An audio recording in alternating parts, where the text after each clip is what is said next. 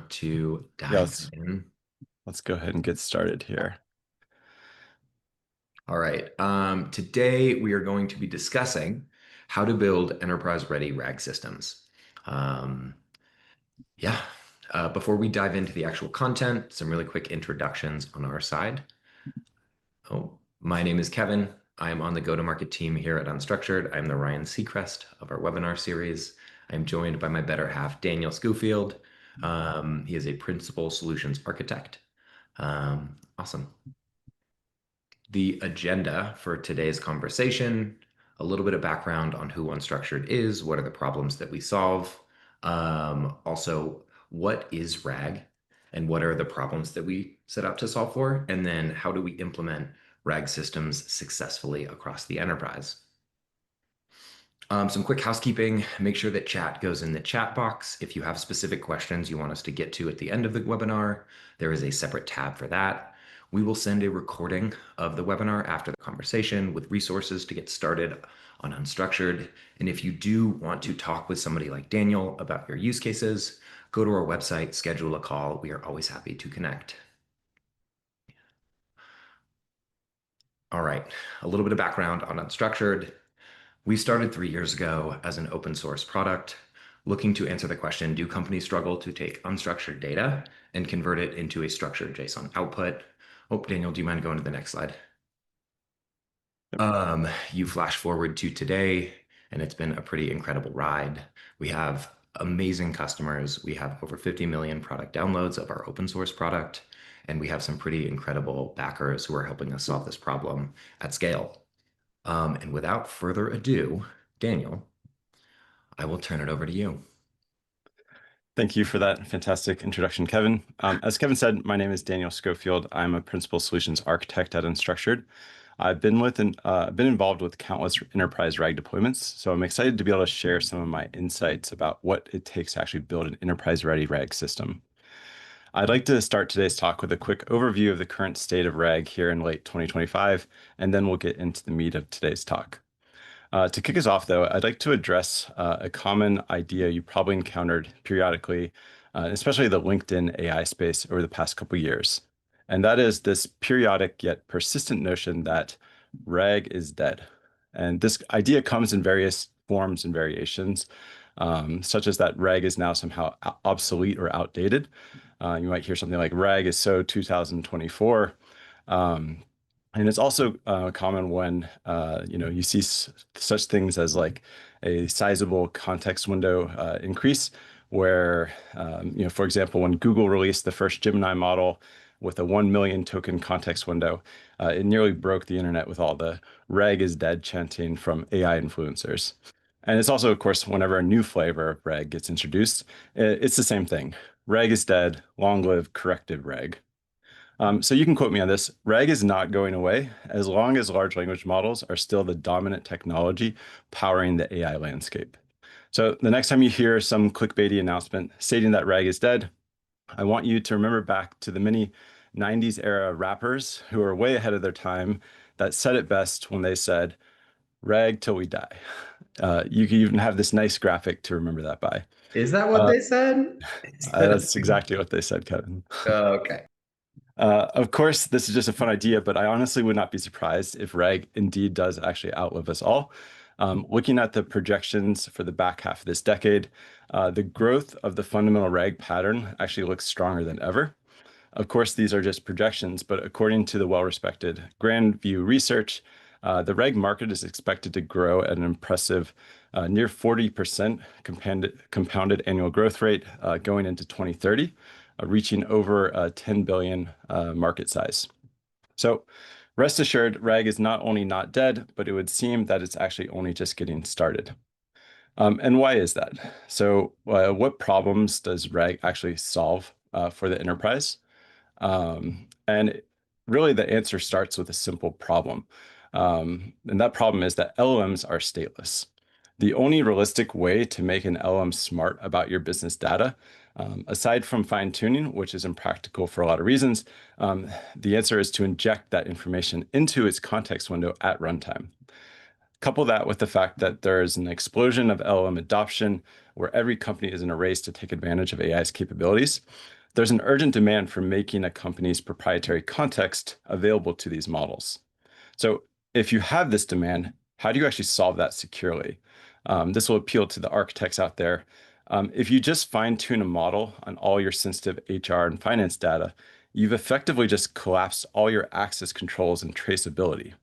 So RAG actually provides this auditability and a separation of concerns around the security of data.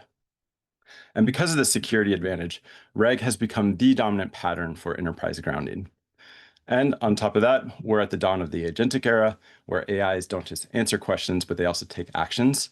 And so even in this new world order, RAG is still the dominant pattern for grounding these now agents with your enterprise context.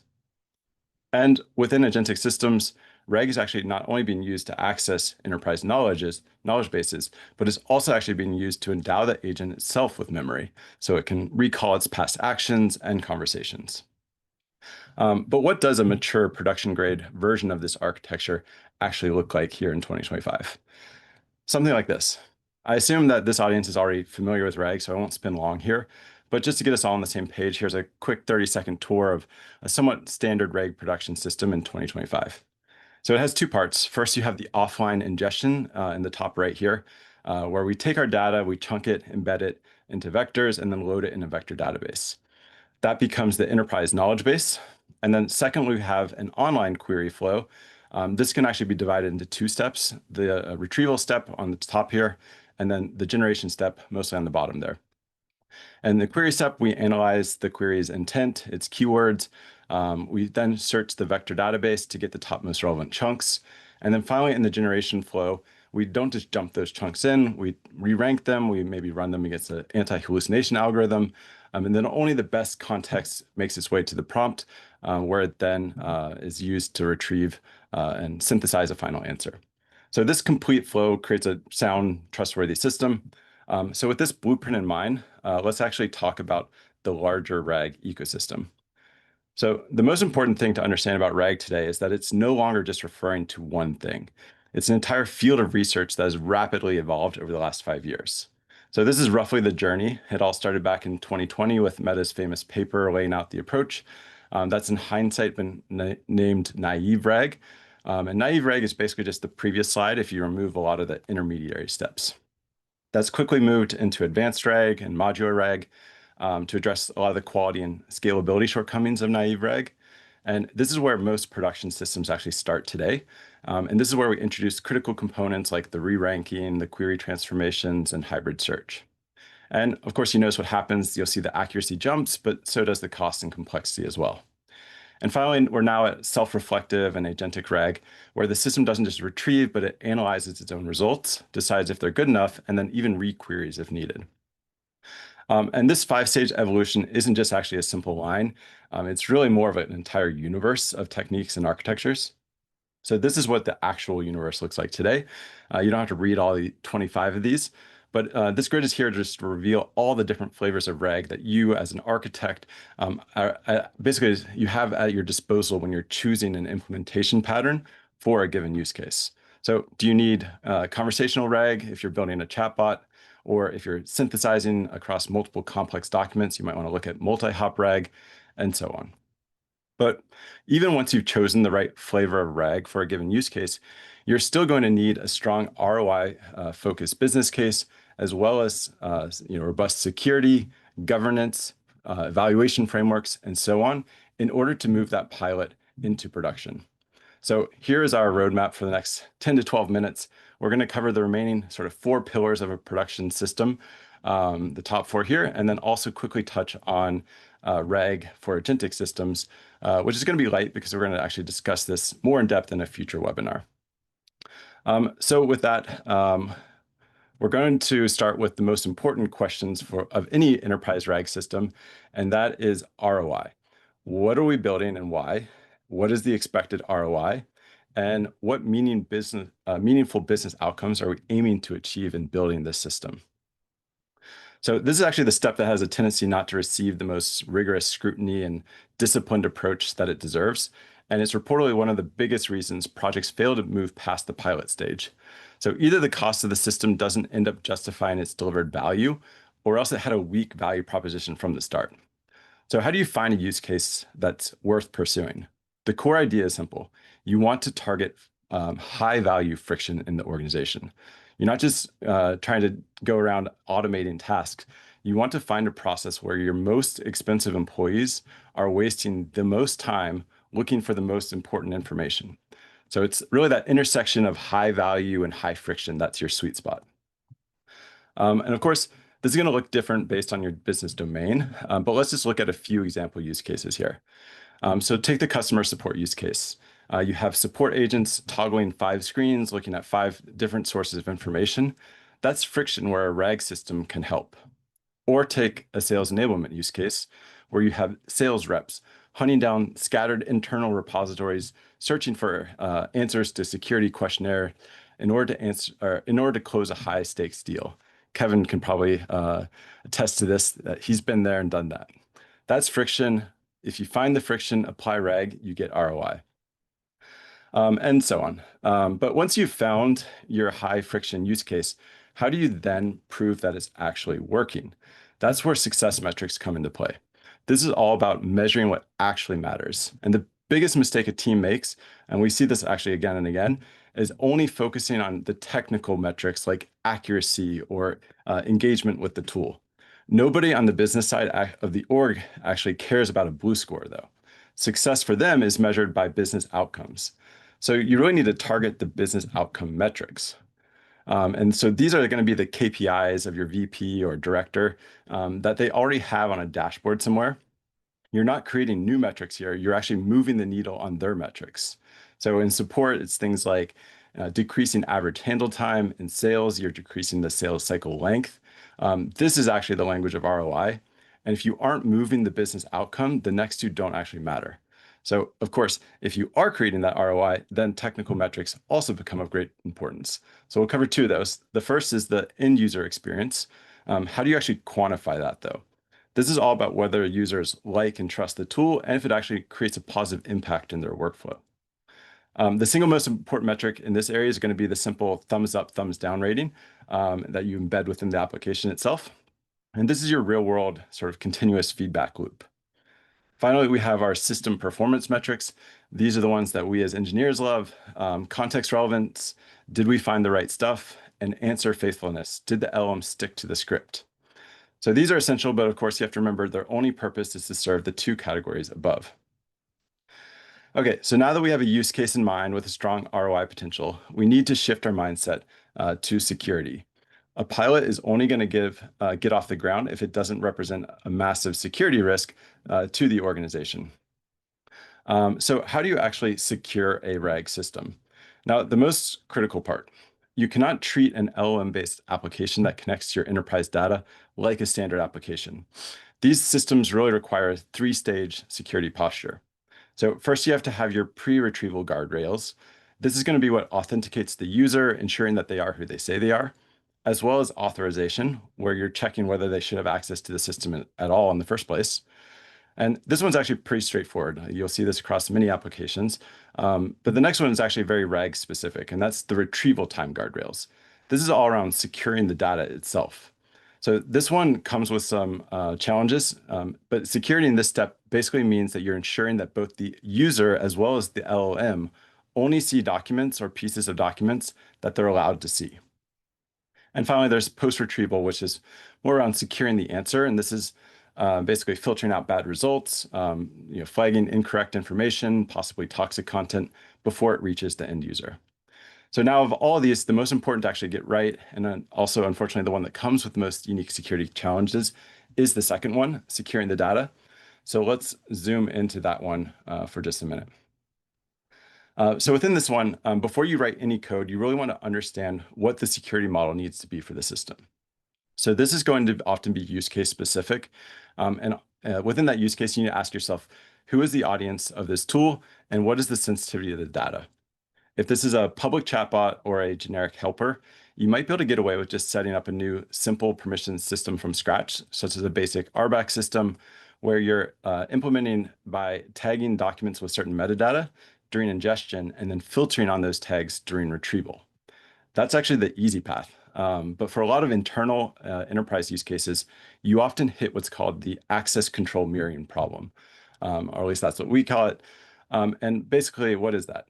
So it's essentially stems from the fact that with a RAG system, you're actually making a vectorized copy of your data. So if your RAG system contains data from SharePoint, from Salesforce, from Slack, you can't just invent new rules. You should mirror the existing ones. So, for example, if Jack can't see the HR folder in SharePoint, he probably should not be allowed to query it in your RAG system. So how do you actually achieve that in the wild? You effectively have three architectural choices. So there's pre-retrieval filtering. This is where you actually bake the permissions from the source systems of record into the vector metadata. Now, this approach actually allows for the fastest query time, but if you go this route, you often end up with syncing issues and re-indexing the data, which can, of course, have negative impact on cost and also latency in some ways. The next approach is actually to filter the retrieved content once it's been actually fetched. So in this case, you would fetch everything and then check permissions using some sort of external authorization service. So this is very secure, easy to keep up to date, but this can actually add latency and it can actually be very challenging at scale. Typically in full-blown production systems, you often see a hybrid approach where you basically do some sort of coarse filter during the pre-retrieval. This can be filtering on a metadata tag, such as like the department. And then you might couple that with a fine-grained check via the post-retrieval approach to check for the user's actual permissions. So baking the permissions into the vector database probably doesn't need much explanation, but for the post-filter and retrieval option, you might still be left with a lot of questions there. Oh, I actually forgot I skipped that slide. We'll go ahead and skip that for now and just move on to evaluation. But I had a slide in here about basically the different RAG security models and tool calling versus permissions graph, ACL table, and so forth. But let's go ahead and jump on to evaluations. This is a critical two-part challenge. You can't just feel if your RAG system is accurate.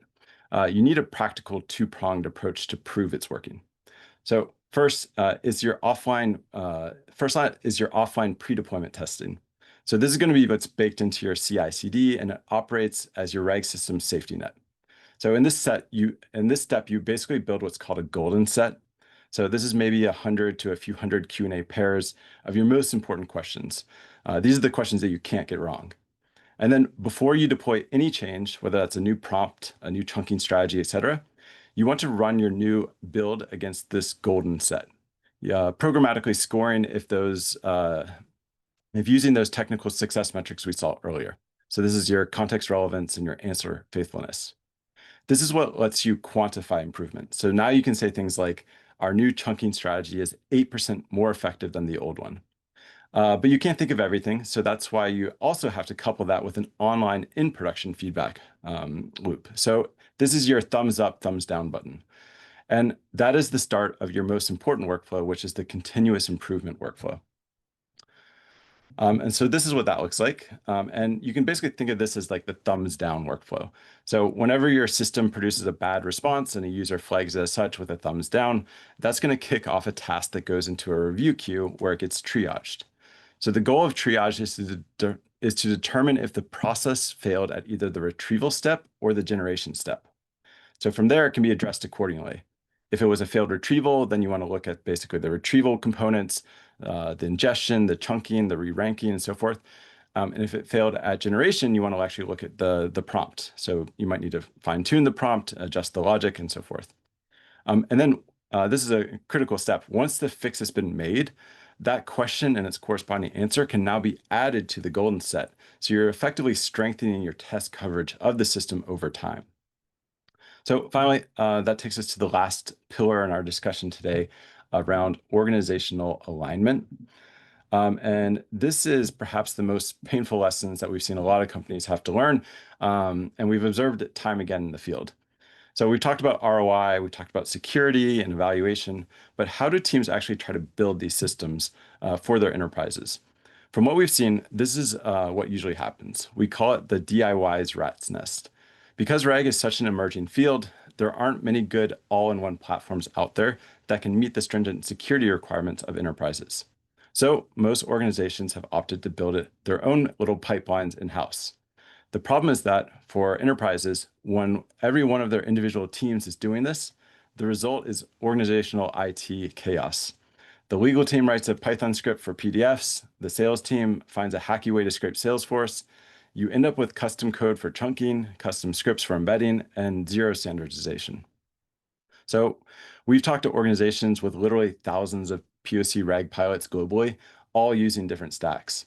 So we can't align on security because every pipeline is different. You can't align on quality because everyone is using different chunking logic. And I can't tell you how many times we've been called in just to untangle this exact mess. So how do you actually prevent this outcome?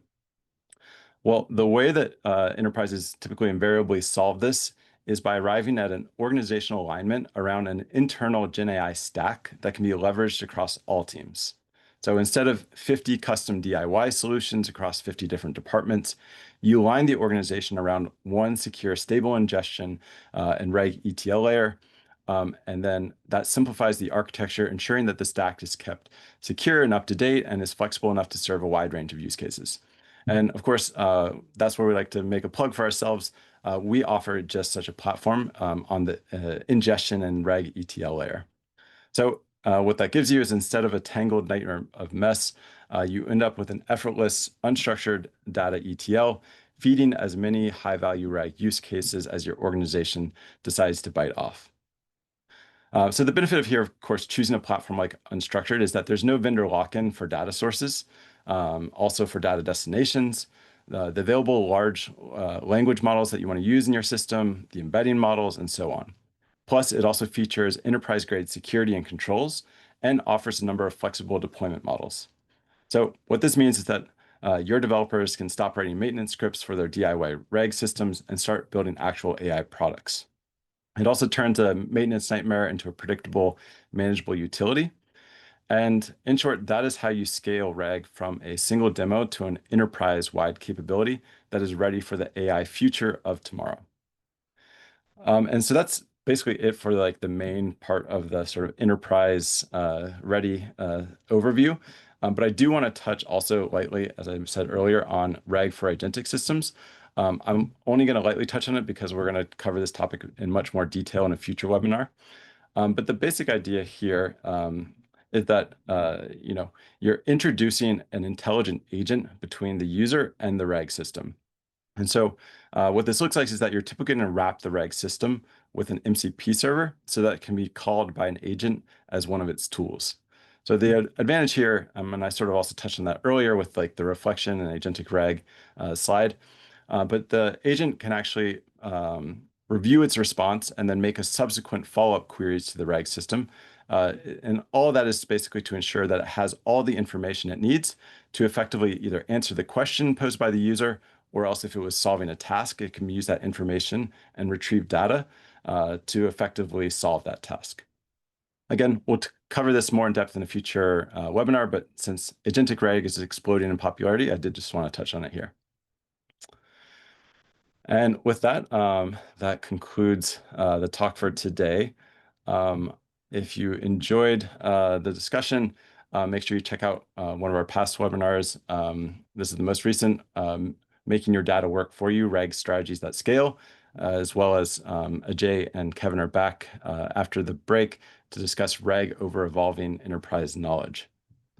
Awesome. And with that, we can take some questions. Awesome.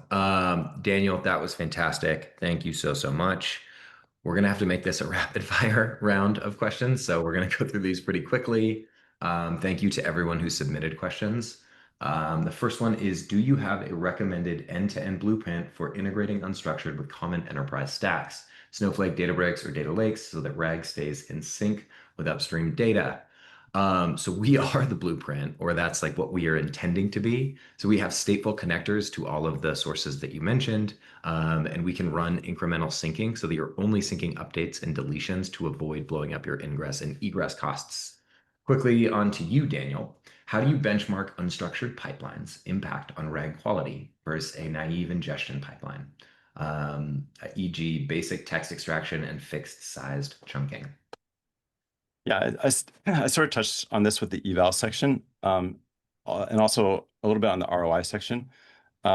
So basically with like when you're doing like an evaluation of the ingestion portion in the context of reg, you can actually miss a lot of the pictures because like if your golden set is too small, it could actually be that it's able to answer all the questions correctly, even with a basic extraction.